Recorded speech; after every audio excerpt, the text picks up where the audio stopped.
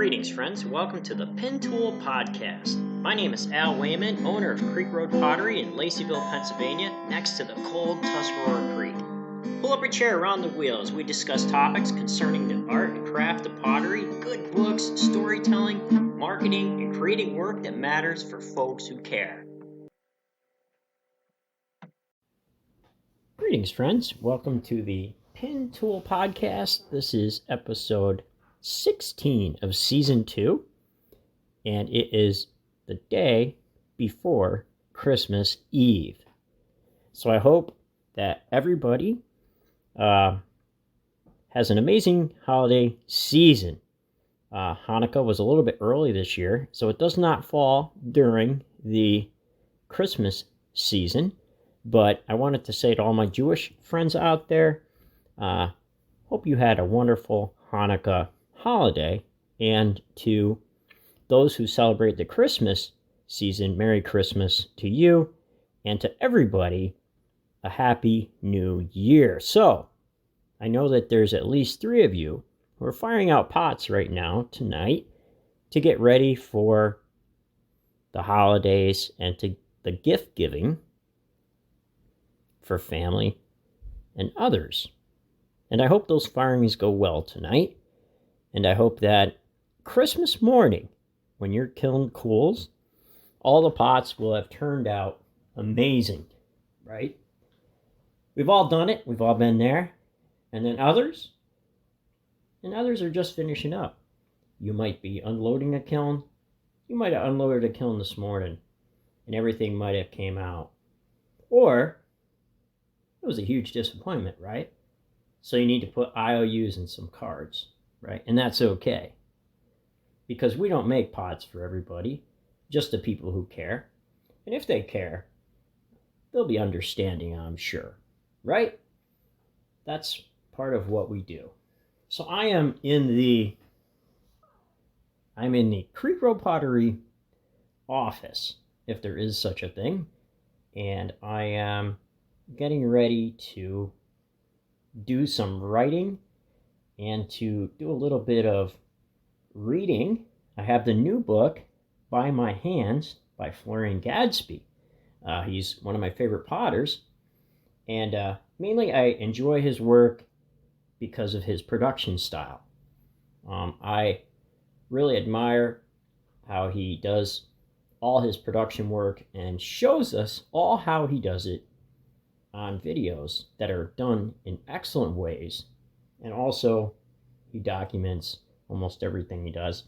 And he's great at writing blog posts and letting you see a glimpse of his world, which is amazing. So both him and Simon Leach do this pretty well. They're both really great potters who have, for years, showed us how to make their pots. So that's pretty amazing. So that's going to be an interesting read. And also, I wanted to start doing some direction setting. And I am probably going to start filling out the Google Calendar for next year. I have 2 ways that I do the direction setting. I do the Google Calendar, and then I also do the Get to Work book. And that's a planner workbook that I buy every year, and it's been a great help. And there's lots of pages in there, and lots of goal setting, and all kinds of things that are pretty amazing. So I am almost ready for the holiday season. We just got back from food shopping, and friends, the grocery store was crowded. And a funny thing was, I thought that today was Christmas Eve, and tomorrow, Sunday, was Christmas. But my wife informed me that I was wrong. So I got everything together a day early because I was procrastinating, but also I was thinking of the wrong day. So I have a few gifts to get together, handmade, to my sister and to my brother-in-law.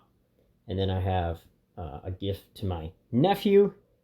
And then a money gift to my dear parents who are getting older, and I love them very much, and they can always use money to spend how they would like. So I get Mom flowers and a nice card because she still loves cards. And she's the old-timey type who loves cards with a lot of writing on it, she says. Mom is 88. So I'm sure to give her a card and flowers along with some money. And then Dad already has probably every tool. So I'm giving him money. And I'm sure they'll be able to use that any way that they would like to. So, had some water in the basement. Last week we got plenty of water, and it came up into the basement a little bit. And so I had about an inch of water on the floor. I have the dehumidifiers running down there right now. And let's just say the floor got a good cleaning. And it was a cleaning that really should have been done last month, but nature decided to come in and clean it itself. So thanks goodness for that. Right? So sometimes a tragedy is a blessing, guys. So I have the dehumidifiers going, and it's almost dried out down there now, except for a few areas that need some work. We had some cats that needed to go to the vet last week, and we took them there. We took in a neighbor's cat where the lady passed from old age, and they sold the house. So we weren't sure if that cat had a home, and they sold the place. New owners came in, didn't know anything about it. So we adopted the cat and took it into the vet, got its shots. So now we're trying to acclimate it in with the other cats. And prior to this cat showing up, I got my wife a gift of a kitten. And so we now are up to 4 cats, and we only probably can manage 3, but an extra cat is okay to have. And the kitten is a lot of fun. It's been running around. It's been knocking things off my bookshelves. I have fairly high bookshelves. And the cat climbs up the bookshelf ladder and knocks things. And it likes watching cat TV. So I put on the birds, and the cat will sit there and watch the birds for a couple hours. That's so I can get a break. So I haven't been doing too much wise in the pottery. I have plans to start early. I hope to start the Valentine vase run early this year and get those posted, fired out and posted by probably the 3rd week of January. So people have time to order those and me to get them sent out to the folks who buy those. And I also, in scheduling, want to schedule in a few specialty runs, either plates or beer mugs and different things that I normally don't do. And then I need to get ready for the March spring show on the Bunny Trail. So all those things are coming down the line, and it's going to be pretty amazing. So I'm going to do something a little bit different. I'm going to tell a story that I wrote for last month's blog post. So if you read that blog post, then you already know what the story is going to be. And if you haven't, feel free to listen in, right? So with the pottery updates, I write fiction stories about my hometown. And growing up, I listened to Prairie Home Companion and Garrison Keillor and storytellers like that, and it was quite amazing. Our religious denomination, my parents were affiliated with, did not allow us to have television.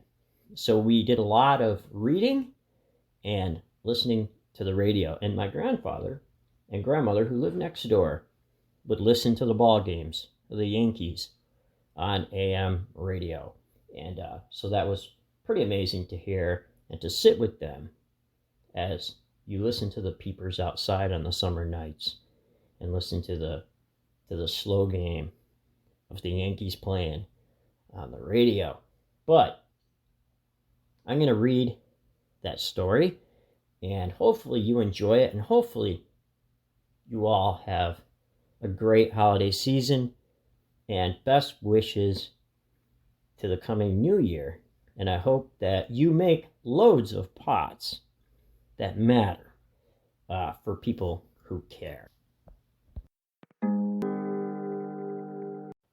Greetings, friends. Gather around here in the office. There's plenty of room. Some of y'all can slide down, make room for others. I'll pour you a drink, a nice Christmas drink, and hot chocolate for those who like traditional hot chocolate, and a beer, a Christmas beer for those who like to sip a nice brew. This is a story that I wrote way back on December 7th, 2023, and it's entitled Elijah's Chair. And this is a fiction story about my hometown, and I hope you like it. The heavy loaded train slowed its speed as it entered the sleepy little town of Laceyville, Pennsylvania. Its horn echoed across the river, through the cornfields, and over the mountainside as it entered the straits. Hobo Smoky tossed his pack gently from a rocking sander car that made the light jump to the ground on the hard railroad gravel. The train cars clicked by and squeaked as Smoky brushed himself off, then walked back to find his pack. "Getting too old for this shit," he muttered under his breath. Hobo Smoky found his pack, did a quick check to be sure he still had all his gear. He slung it on his back and started walking down the tracks into town. The whole village was dark. Even the street lights were out. He walked using his small flashlight towards the Right Choice Diner. Smoky was able to make out one small light coming from the tin shed under the rickety steps that led up to the screen door of the little restaurant. Smoky heard the voice of owner and cook Big Jimmy from inside the little shed as he made his way closer in the dark. "Damn it, Buttons. Can you hold the light still so I can see to clean this spark plug wire? You're shaking like a leaf. How about shining it where I'm working and not all over the place?" "I'm trying, Big Jimmy. My hands are colder than a penguin's butt. Hurry up, would you?" groaned Buttons. "Shh! Thought I heard something." "Who's out there?" yelled Big Jimmy. "Hey, it's me, Smoky. What's going on?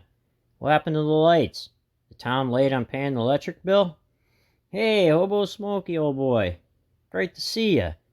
On your way up to Athens to see your daughter and grandson for the holidays, I take it?" "Yes, sir. It's growing like a weed.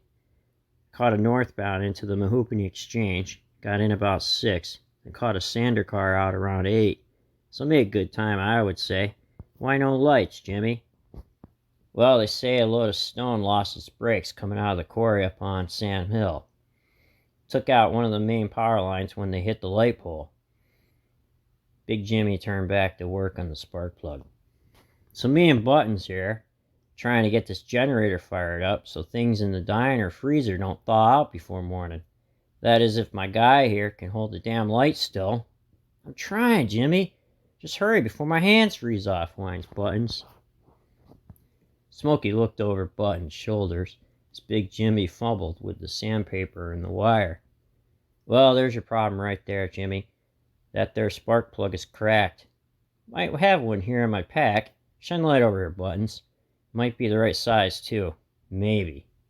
Hobo Smoky reached into the back pocket of his pack, pulled out a spark plug, and handed it to Big Jimmy. Now, Hobo Smoky would collect all types of things that he's seen in his travels if he thought he could use it. Small tools, pieces of rope, wire, nails, jewelry, half-smoked cigarettes, and cigars if they were dry.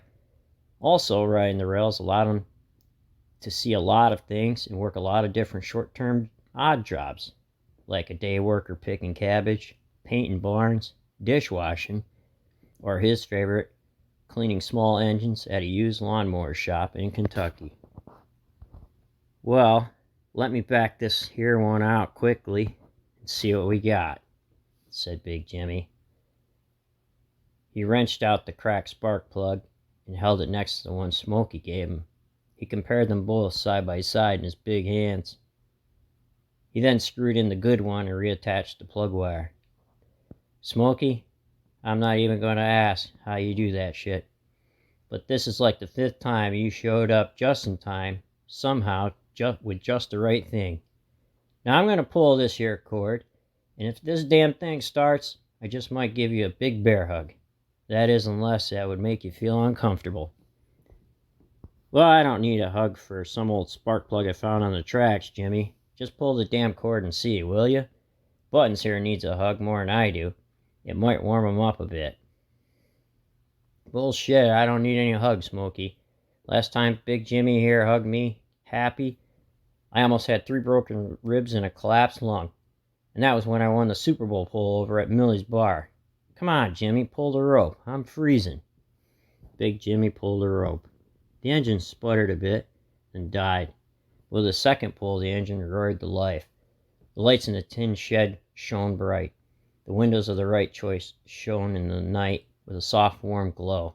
And Buttons took off running to avoid a big, happy hug from Jimmy. Well, that's that, said Big Jimmy, smiling. Jimmy felt his phone buzz and ring. He pulled it out of his pocket with his big hands and looked at the screen. It was the preacher. Hey, preacher, how are things? Yeah, I got the generator going over here. How much stuff you need to keep cool till morning? Yeah, sure. I have room over here in the cooler. Yeah, we can have the dinner here if we need to. Yeah, it'll be warmer. Okay, I'll bring Smoky and Buttons with me to help move things if I can find the guy. Okay, yep. Alright, see you in 5. Bye. Jimmy turned to Smoky. Let's find Buttons and get the truck. The preacher has his Thanksgiving charity dinners for about 200 people over at the church. We need to move it all to my cooler in the diner before it goes bad.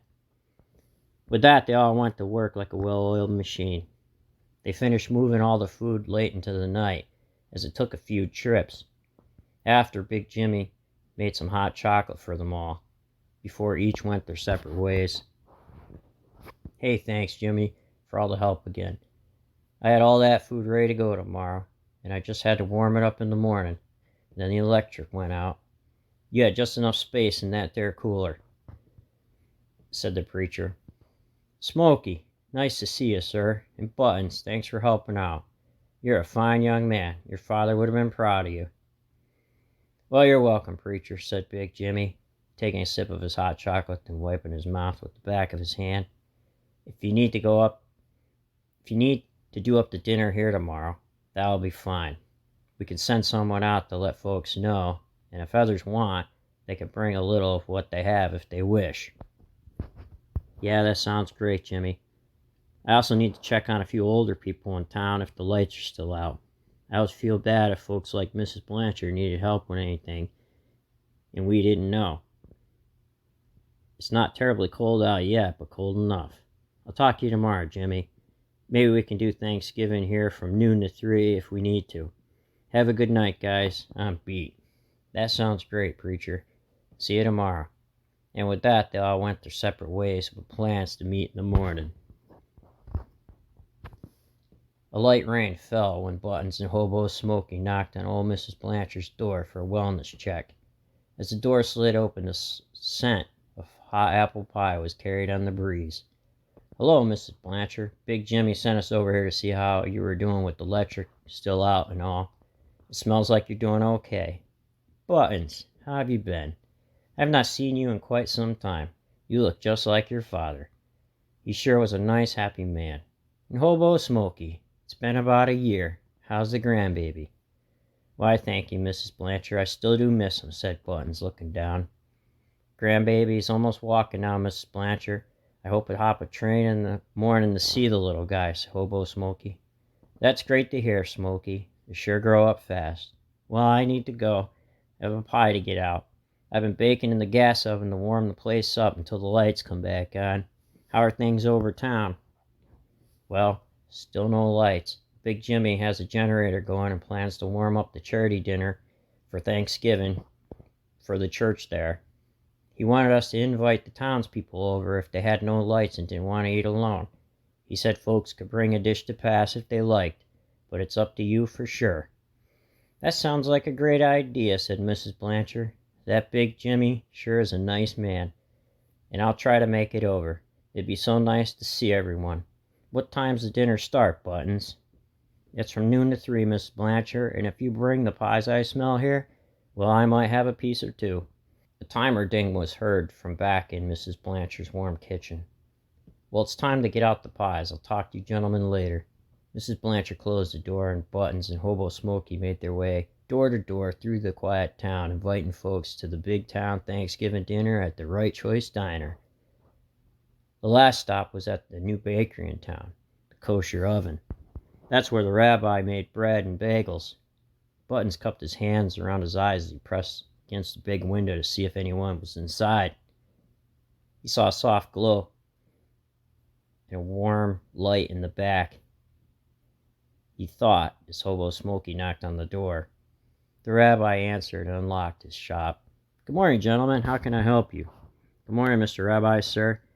Big Jimmy from up at the diner up the street wanted us to tell you we were having Thanksgiving dinner, and if you wanted to stop by, being that the lights in town are out, and all, Mr. Rabbi, sir, you could. Buttons was a bit nervous as the rabbi was new in town.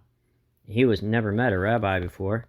Everyone here in town was a bit Baptist with Methodist sprinkled on top, because the Methodists had to use the Baptist church for services when their own church burned down due to a lightning strike 3 years ago.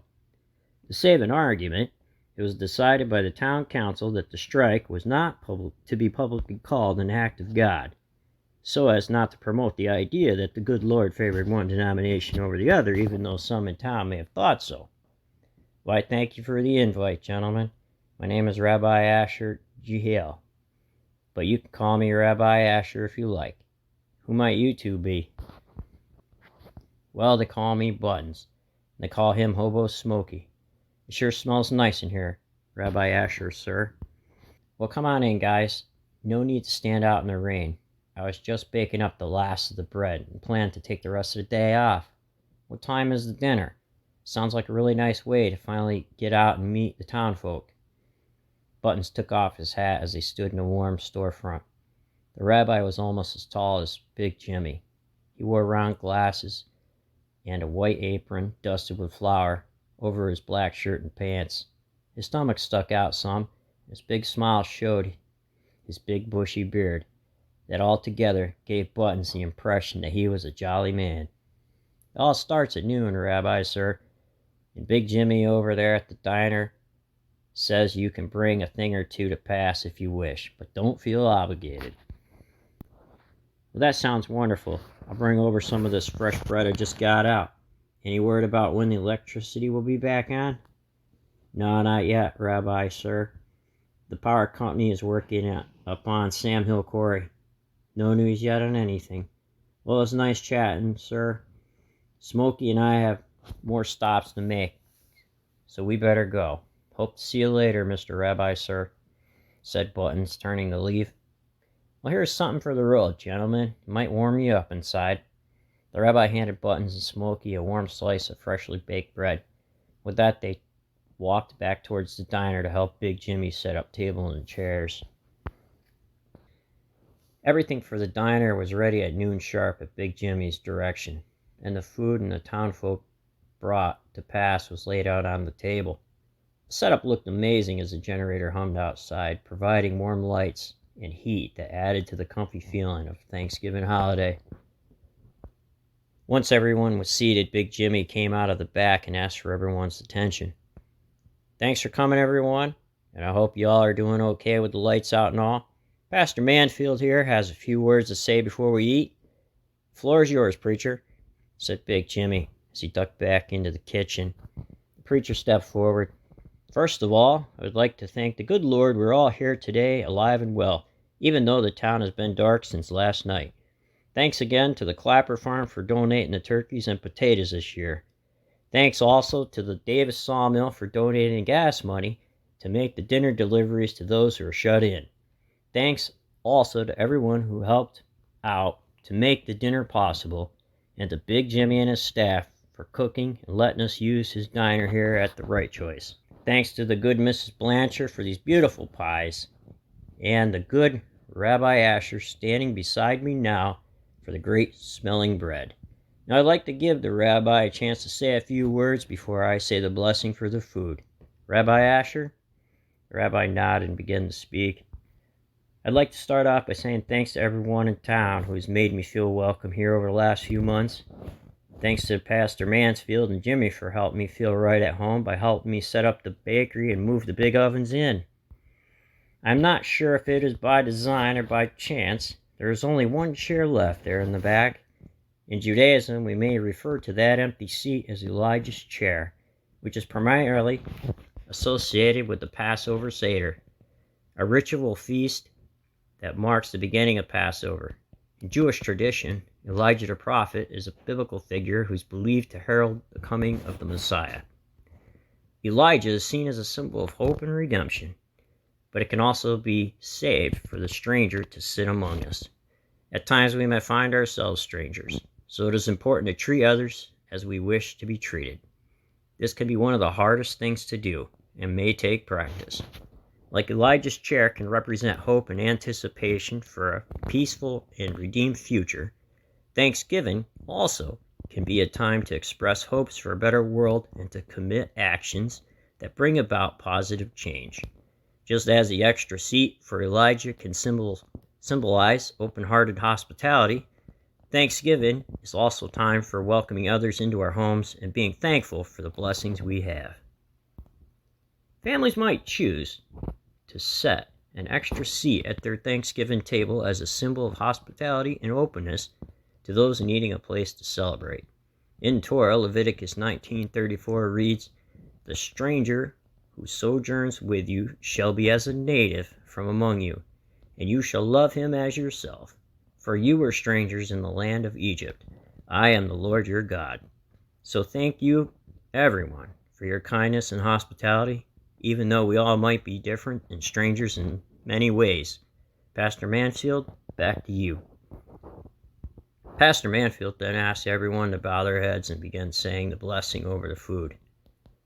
The door to the Right Choice slowly opened, and Hobo Smoky slid in like a wet cat, taking the last open chair at the table in the back. Looking around and noticing the preacher was saying grace, he took off his hat and bowed his head. The rain dripped off his face. The rabbi smiled. Now there may not have been a rabbi, a Big Jimmy, or a Hobo Smoky, but somewhere someone was sitting down in Elijah's chair because they cared. Do justice, love mercy, be kind to the stranger, and maybe things will work out. This is my story of my town, so I get to tell it how I like. So thanks everyone for stopping by, and hopefully you enjoyed that story. Wanted to wish everybody once again happy holidays and a happy new year.